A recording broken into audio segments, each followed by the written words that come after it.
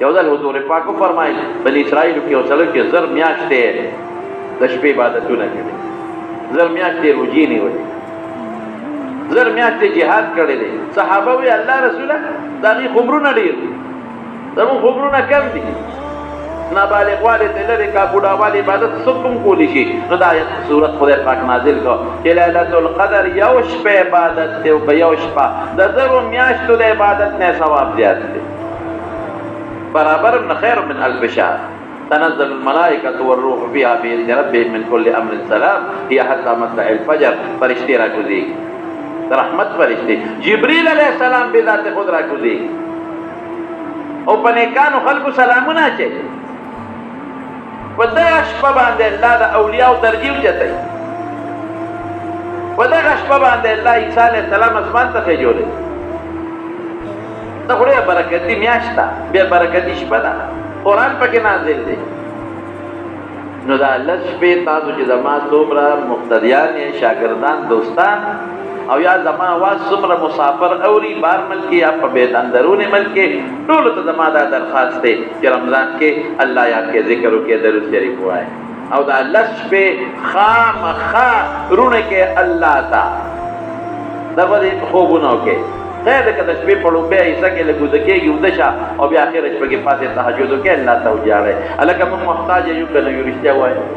او زموږ حاجت بغیر د خدای پاک نه بل څوک پوره کولی شي نه. نو دونه خو زموږ یقین دی چې محتاج یو او بې د الله نه بل څوک پوره کولی هم نه شي.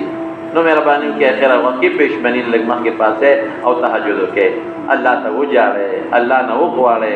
ذکرونه وکړئ. ليله القدر که مو رالان دی که دعا پکې د الله قبوله کړي او اجر او ثواب به د خدای پاک درکړي. هغه دا دی چې دی کې ليله القدر را روانه ليله القدر. نو د ليله القدر متعلق پوره تفصیلی بیان به انشاءالله زه په راتلونکي جمعه کې کوم. خو صرف خلک به اعتکاف ته کینی چې کم کسان هغوی ته دا پته ولګي ليله القدر کله دی. په اخیری 10 شپو کې یوه شپه ده. بعض روایاتو کې راځي چې دا 21مه شپه ده. بالکل د بخاري شریف حدیث دی 21مه. رسول الله صلی الله علیه وسلم او فرمایل بخاری شریف کې راځي چې ما خوب ولیدل ليله القدر را تعالی په خوب کې وکړ او ما چې سجده ولګوله نو ما په خټه کې او په اوبو کې سجده وکړه. په خوب مې ولید ليله القدر را تعالی په خوب کې وکړه او چې ما سجده ولګوله نو سجده مې په اوبو او په خټه کې لګولې ده. نو صحابه وای جمعات باندې بره خټه نه وه، هسې چتو د سانګو سفر کې ورته ویل کېږي. نو په 28مه باندې خدای باران وکړ 28مه شپه. وایي موږ چې سار د حضور پاک مبارک مخ ته وکتل نو په تندي باندې او په پوزه مبارکه باندې د اوبو د خټې نښې پرتې وې، ځکه لاندې جومات خټه شوی و نو په هغې کې سجده کړې وه. نو د هغې نه معلوموي چې دا 28مه شپه ده. دا خبره من درته خلاصه کړم چې دا کوم اعتکاف ته کیني چې هغې یې واوري. او بعض علما وی 23مه ده. لکه حضور پاک مبارک یو دل تپوس وکړو وی نن سر والله د رمضان 6مه ده، وی نن 22مه ده، وی ښه بېګاله ليله القدر څوک 23مه یادوي.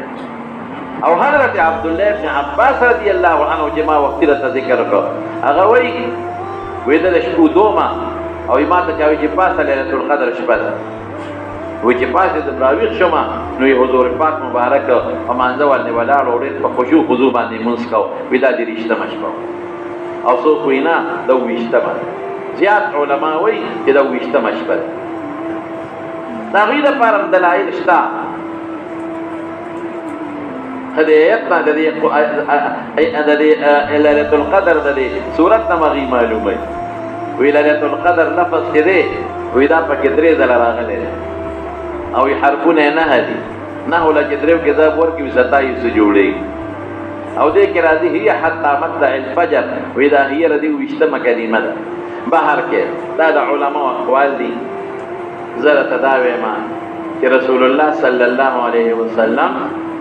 د کور نه راووته 2 صحابه کرام په جومات کې یو بل سره په باسو او چې راووت نو صحابه ته او فرمایل وی ما ته خدای پاک ليله القدر وښوله ویروتم لاخبرکم چې تاسو له خبر درکم وی فلان کې او فلان کې یو بل سره په جګړه نو زمانه خدای یې راکړه ګوره جومات کې جنگ او باس کول او یو بل سره جګړې کول دونه په الله خفه کې وی خدای رانه یې راکړه یاره وی دا یېرېدل بدله بهتري انشاءالله العزیز نو علما لیکي اقوال ګورې پکې ډېر دي ښه چې دا دایره ده دایره سمانه الله اصل کې ليله القدر خو هغه شپې ته وایي چې الله پکې د لوح محفوظ د قرآن شریف د وړومبي اسمان ته نازل کړی دی لیکن دا برکت خدای پاک کله یې 20 میله ورکوي په یو رمضان کې 20 میله ورکوي د حضور پاک زمانه کې همداسې و بل رمضان کې 20 میله ورکوي بلکې 30 میله ورکوي بلکې 40 میله ورکوي بلکې 50 میله ورکوي بلکې 20 میله ورکوي بلکې 20 میله بلکې 30 میله بلکې یو کم 10 میله رمضان کې خدای پاک اړي را نو دې کې حکمت څه جو حکمت دا چې لس شپې څوک عبادتو کې پدې نیت چې دا به ليله القدر شپې نو د لسو د ليله القدر د شپو ثواب ولا خدای پاک ورکړي که معلومه خو بیا به خلکو هغه یو شپه عبادت کوي بل دعا پکې قبلېږي رسول الله مبارک فرمایي یو ټیم دی پکې چې هغه کې انسان دعا وغواړي رب العالمین دعا قبلې نو عائشې صدیقې تاسو پر رضی الله تعالی عنها وی کزه پوه شم په هغه ټیم باندې دا الله رسوله زب سوي وی دا سی وایا اللهم انك عفو تحب العفو فاعف عني یا الله تعفو کوونکی او عفو دې خوخه الله ما تعفو نو تاسو دغه دعا کوئ کنه یو ټیم په کې راشي یا الله تبخل کې بخنه دې خوخه د مخلوق وبته یا الله ما معاف غلطی معاف کوونکی او غلطی معاف کول د خوخم دی یا الله ما معاف کړه ذکر پکې کوي تلاوت پکې کوي په ذکر الله دې ذات خوشالي عظیم رمضان کې ځان له تسبیح والے مهرباني وکړي هغه تسبیح الوه لا اله الا الله په وای درود شریف په وای یو سړی دکاندار دی دکان کې ناشته نو اسه ناشته کنه نو ذکر ولې نه کوي یو سړی زمیندار دی او دې اسه په پوله ناشته او فصل ته ګوري نو ذکر ولې نه کوي یو سړی ډیوټي کې دی او ذکر نه فارغ ویره ډیوټي کې ډیوټي مخکې دا فرض ده اسنه چې التر ته سړی ولاړی او ته علم پرې د خپل ذکر کې نه دا مستحب دی او هغه پر دې ذمہ داری دی ته فرض ده فرض ده واجب ده او کته وسګار او سکار دي نو تسبیح کې لاس کې واغې ته والله دی لا اله الا الله سبحان الله والحمد لله ولا اله الا الله والله اكبر سبحان الله وبحمده سبحان الله العظيم او درود شریف دی په وي نو الله دې خوشاله کړي د ټولو نه لوی خبره ده چې موږ پر رب خوشاله کوو الله خوشاله وټ پکار چې الله دې خوشاله کړي قسم په خدای ارسل الله زه قسمونه د تخرم خبره چې په حضور پاک مضبوطوله نو قسم به وتره وروړو حالانکه د صحابه خو په یقین الله نه دی خوړلې الله خبره خو مو یقیني ده د دې لپاره چې تاسو پوره یقین راشي هر څه چا سره دي الله سره خزانه چا سره دی وای الله سره نو چې الله خپل شي رښتیا وای خزانه بدر کی نه بدر کوي او چې خوشاله شي چې څنګه وای خدای پاک بدر کوي الله خوشاله کوي الله وی انزلنا فی ليله القدر خیر من